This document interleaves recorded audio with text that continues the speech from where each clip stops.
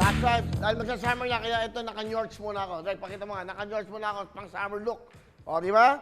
Dapat chill lang tayo lahat po na ngayon. O, yan. Para malamig ang panahon, yan, okay? Ang ganda ng bigay sa akin ni Sam Versosan watch, di ba? O, Sam, thank you very much, ha? Okay. Yan, o, at tuloy-tuloy tayo para maramdaman nyo, summer na. Wednesday, April 14 ngayon, para maalala nyo, at tuloy-tuloy tayo. At syempre kahapon, nakapag tawag na tayo, pero kahapon, nung Monday, nagsimula na tayo ng Shopee. Hanggang bukas po yan ang Shopee natin. So mamaya, may Shopee tayo. Sino kaya mananalo ng 50,000 ka sa ating pong Shopee Shake? Yun. Tatawag tayo at syempre, tawag na ng tawag, tutok na ng tutok. Magandang hapon sa inyo lahat. Ulitin ko, kahapon po, nagpa-injection na ako, nagpa-vaccine na ako ng Sinovac. That was April 13, kahapon. Alas 2 ng hapon, yan po ay nag-arrange yan si Mr. Sam Versosa. Sabi niya, kuya, kailangan meron ka ng mga vaccine para, alam mo naman, syempre araw-araw, syempre pag nagkasakit ka, mahinto yung show, paano naman ang Front Row, Lux White, Shopee, Planax, di ba, Gency, at mga sponsors po natin na darating. Siyempre, that's right. Salamat, Sam, ha? Kumbaga, dapat protektado ka. Maraming salamat din sa mga doktor po ng DOH, yung mga tiga-MMDA na may dalang ambulansya doon. So, kompleto ho. Kompleto. So, hindi ka pala po pwedeng basta-basta magpa-inject ng walang DOH.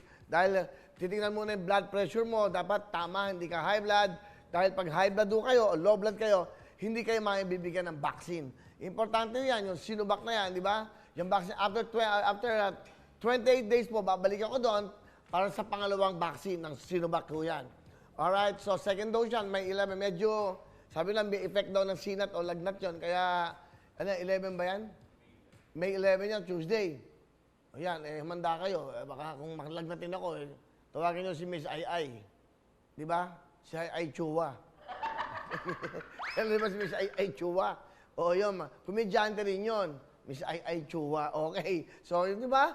Tawagin nyo, baka April, ano yan, may 11 at 12, baka may trangkaso. Kasi, titignan natin, pag kaya ko, di kaya ko. Pag hindi ko kaya, di si Mrs. Ai Chua. Okay, ha? O, di ba? Paano dumating siya? O, di ba? Maganda si Miss Ai Chua, di ba? Nako. Okay na, nanonood yun si Miss Ai Chua. Hi, Miss Ai Chua. Magte-text yan. Anyway, tuloy-tuloy tayo. So, importante yung bakuna na yan. Maganda naman dyan, medyo tuloy-tuloy naman ang pagbabakuna ng ating gobyerno. Sa mga local governments po nyo, naka-schedule daw po yan. Lalong-lalo ang priority po yung pong mga seniors. Especially senior citizen, 60 years old pataas, which is ako naman po 60 years old na. Persons with comorbidities. Comorbidities, tama? Yan, comorbidities, kung ano may karamdaman tayo. So yan ho, yan ang priority muna. Lalo mga frontliners, lalo-lalo na yung mga nakaharap dyan sa ospital. Siyempre, importante yun para may panlaban niya sa COVID. And then after that, meron kang 25% pag na-inject ako. Meron na akong 25% of protection para ho yan sa against moderate, severe COVID at sa death po yan.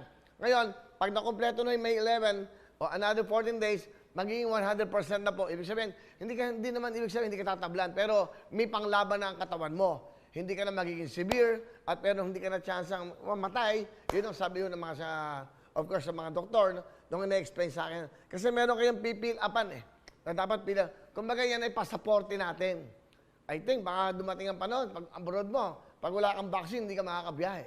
Di ba? Hindi lang yung swab, hindi lang yung RT-PCR. So, humanda ho tayo. At kayo magalala.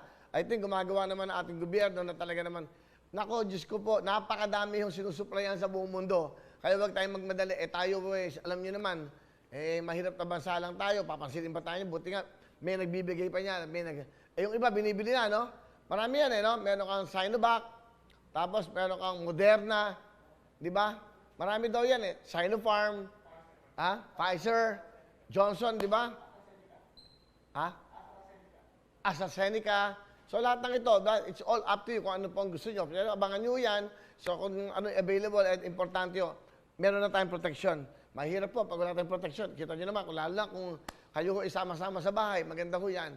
If in case naman na na talaga naman nung wala pa, wag na muna kayo lumabas ng bahay. Mag-face mask tayo at face shield. Ang tama yan. Yan. At ayon naman sa aking isang reporter, di ba? Yung aking field reporter, nasa bahay lang.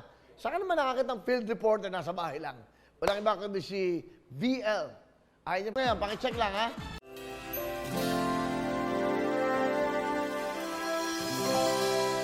Hello mga kapuso! Ako po si Ipon. Minabati ko unang-una dyan mga kaipo natin, mga kaskwami ko dyan. Nagustuhan nyo ba ang video na to? Marami pa kaming inanda para sa inyo. Mag-subscribe lang sa Wowin YouTube channel. Tsaka, don't forget to hit the, the bell button para lagi ka updated. Yun lang!